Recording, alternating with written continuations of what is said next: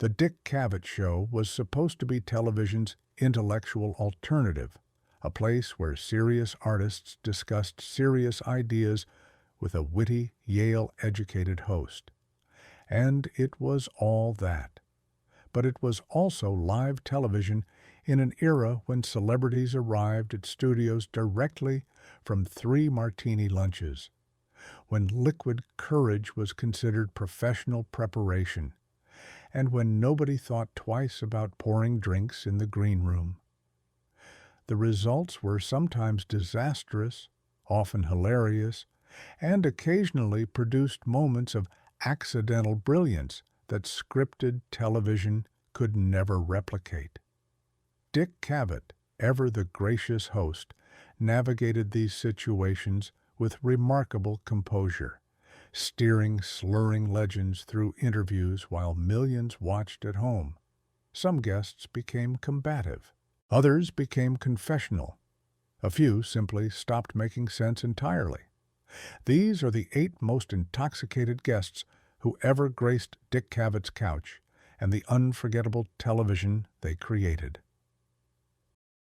Although Jimmy's a professional songwriter, I certainly didn't consider myself a singer or in that world at all. I certainly... 1. Richard Harris.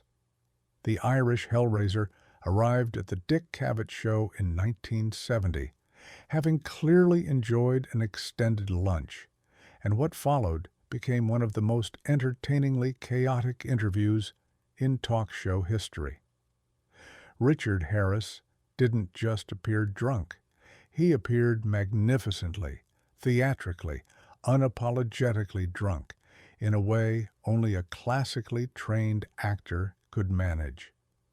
Harris had been promoting a film, but the conversation quickly abandoned any pretense of professional obligation.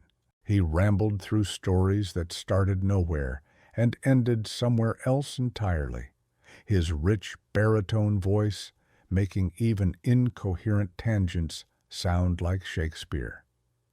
Cavett, recognizing the situation immediately, wisely chose to let Harris run, occasionally steering him back toward something resembling a point. The actor discussed his drinking openly, almost proudly, treating alcoholism as an essential component of the artistic temperament. He told stories about Richard Burton, Peter O'Toole, and other members of his hard-drinking cohort, painting a picture of an era when legendary performances emerged from legendary hangovers. At one point, Harris attempted to recite poetry, forgetting words and improvising replacements that made no grammatical sense, but somehow retained emotional resonance. The audience wasn't sure whether to laugh or applaud, so they did both. Cavett later recalled the interview as exhausting, but exhilarating.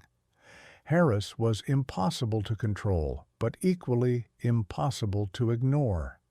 His charm was such that even his drunkest moments felt like gifts to the audience, rather than embarrassments to be endured. Harris would return to the show in better condition on other occasions, but this particular appearance became legendary precisely because it captured something authentic, a brilliant, self-destructive talent who made no apologies for either quality. And his attitudes towards sex, some very interesting, some quite outrageous. He was very TV, Norman Mailer and Gore Vidal. This 1971 episode technically featured 2 drunk guests, though Norman Mailer was significantly further along than Gore Vidal, and their mutual intoxication, combined with mutual hatred, produced television that nearly became a crime scene. Janet Flanner, the 3rd guest, watched in horror as literary history descended into potential assault. The background: Mailer had head-butted Vidal at a party days earlier. Vidal had written a review comparing Mailer's work unfavorably to other writers, and had made personal comments Mailer found unforgivable. Both men arrived at the studio carrying grudges, lubricated by alcohol. Mailor was visibly impaired, his words slurring and his mood darkening by the minute. When Cavett introduced them, the tension was immediate. Mailor began attacking Vidal before questions were even asked, calling him intellectually dishonest and worse. Vidal, cooler but clearly not sober himself, responded with devastating condescension. The exchange escalated until Mailor, unable to win verbally, seemed ready to make the confrontation physical. At one point, he challenged Vidal to a fight. Vidal declined with aristocratic disdain. Mailor then turned on Cavett himself, asking why he was defending Vidal. Cavett's response became legendary. "Why don't you fold it 5 ways and put it where the moon don't shine?" The audience erupted. Mailor sat stunned, outmaneuvered on his own terms of crude confrontation. The intellectual had been beaten by wit rather than argument. Mailor later expressed regret about the appearance, acknowledging that alcohol had impaired his judgment and performance. The episode became a cultural touchstone, replayed countless times as an example of both television's dangerous spontaneity and the toxic masculinity of mid-century literary culture. 2 brilliant writers, too drunk to be brilliant, producing memorable television anyway. It says aereo partitica because I thought you might bring up the subject of censorship. 3. Peter O'Toole. When Peter O'Toole appeared on the Dick Cavett Show, he brought the same epic grandeur he displayed in Lawrence of Arabia, except filtered through whatever he'd consumed before arriving at the studio. The result was mesmerizing, infuriating, and utterly unforgettable. O'Toole belonged to that generation of British actors who considered drinking a professional skill, and his tolerance was legendary. This meant that even drunk, he remained more articulate than most people sober. But articulate didn't mean coherent. His stories wound through tangents and detours, each more elaborate than the last, sometimes arriving at points and sometimes simply evaporating. He discussed the theater with genuine passion, describing performances he'd witnessed and given in language that approached poetry. Then he would lose the thread entirely, staring into middle distance before recovering with a joke that may or may not have connected to anything previous. Cavett found O'Toole delightful company despite the challenges. The actor's charm was genuine, his intelligence obvious even through the alcoholic haze. He told stories about filming in the desert, about the madness of movie-making, about drinking with Burton and Harris and the other members of his tribe. The audience watched a genuine star behaving like a genuine human being, flawed and struggling, and somehow magnificent anyway. O'Toole made no excuses for his condition and asked for no accommodation. He simply was who he was, and who he was included being someone who drank too much. He would eventually get sober and enjoy a career renaissance, but these earlier appearances captured something raw and true about the cost of genius and the talent that survived, despite everything its possessor did to destroy it. And every once in a while. 4. Orson Welles. By the time Orson Welles regularly appeared on the Dick Cavett Show, he had become a professional guest, financing his independent films through talk show appearances and commercial work. He had also become someone who medicated his disappointments liberally, and those disappointments were substantial. Welles drunk was different from most drunk guests. His voice remained that incredible instrument, capable of making grocery lists sound like profound statements. His wit stayed sharp. But there was a melancholy that emerged, a bitterness about Hollywood's treatment of him that alcohol brought to the surface. He would tell stories about making Citizen Kane, about the studios that betrayed him, about projects abandoned and masterpieces left unfinished. These stories were often embellished, sometimes contradictory, but always compelling. Cavett recognized he was witnessing a genius processing his own mythology, revising history in real time. The weight was impossible to ignore. Welles had grown enormous, his body reflecting decades of excess, and he moved with difficulty that he tried to disguise with theatrical gestures. Watching him required confronting what Hollywood did to people it used and discarded. Yet, even in diminished condition, Welles commanded the screen. When he chose to be charming, resistance was impossible. When he chose to be profound, audiences leaned forward. He remained, despite everything, the most naturally talented person in any room he entered. Cavett treated Welles with respect that the industry had largely denied him. Their conversations had genuine warmth, two intelligent men enjoying each other's company. If Welles needed alcohol to face those cameras again, Cavett had the grace not to mention it.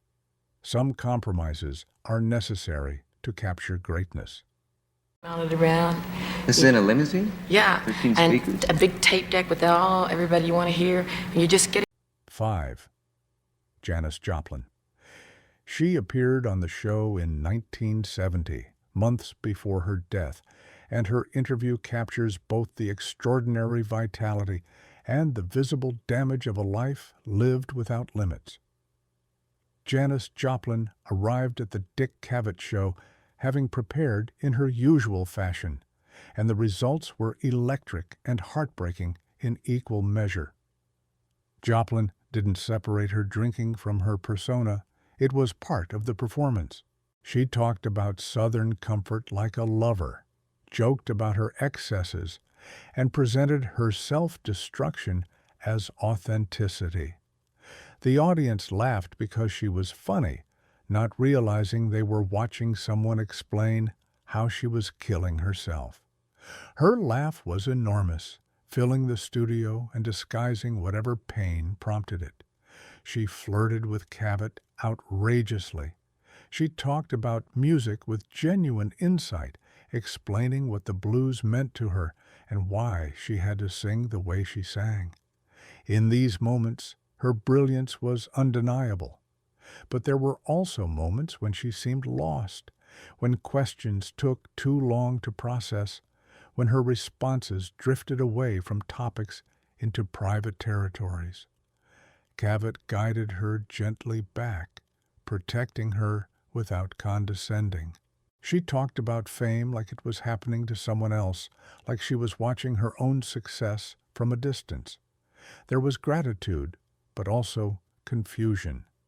She hadn't expected any of this and didn't seem to know what to do with it, except keep performing, keep drinking, keep burning. 4 months later, she was dead from a heroin overdose. The interview became a document, evidence of a tragedy in progress that nobody stopped because stopping it would have meant confronting truths nobody wanted to face. I presume that if you survive, I think a tremendous sense of strength, I suppose, because I presume. 6. Richard Burton. Elizabeth Taylor's husband appeared on the show during various periods of his life, in various states of sobriety, but his most memorable appearances came when he had clearly been drinking, because alcohol unlocked something in Burton that sobriety kept contained. Drunk Burton was confessional in ways sober Burton avoided. He talked about his Welsh childhood with emotion he usually suppressed, He discussed his relationship with Taylor in terms that suggested both genuine love and genuine exhaustion. He admitted fears and failures that his usual facade of masculine confidence concealed. His voice remained magnificent regardless of condition. That instrument, trained in the Welsh chapel tradition and refined on the classical stage, could make reading names from a phone book sound important. When he actually discussed Shakespeare or poetry, audiences understood why he'd been called the greatest actor of his generation. The tragedy was visible. Here was someone with every gift, systematically destroying those gifts through choices he seemed unable to change. Burton spoke about drinking with the honesty of someone who had accepted his fate, who knew the damage being done but couldn't imagine life without the thing causing that damage. Cavett was clearly fond of Burton personally. Their conversations had an intimacy that transcended the talk show format. Both men were intelligent, literary, and Welsh in Burton's case, appreciative of the Welsh tradition in Cavett's. They connected genuinely. Burton would achieve periods of sobriety before relapses, and he continued working until his death in 1984. But these Cavett appearances captured something essential about his struggle. A man at war with himself, losing gradually, but fighting beautifully. Which is going to be shown on television this fall. But, 7. Truman Capote. By the time Truman Capote became a talk show regular, he had largely stopped writing and started drinking, with a dedication that replaced his literary ambition. His appearances on the Dick Cavett Show documented this decline, while also showcasing the extraordinary wit that alcohol hadn't yet entirely drowned. Capote's voice, that strange, unforgettable instrument, became more slurred as years passed, but his observations remained cutting. He gossiped about high society with venom that delighted audiences, naming names and describing scandals with details that suggested either perfect memory or complete fabrication. Often both seemed equally possible. He talked about In Cold Blood and Breakfast at Tiffany's with evident pride, but also with the melancholy of someone who knew his best work was behind him.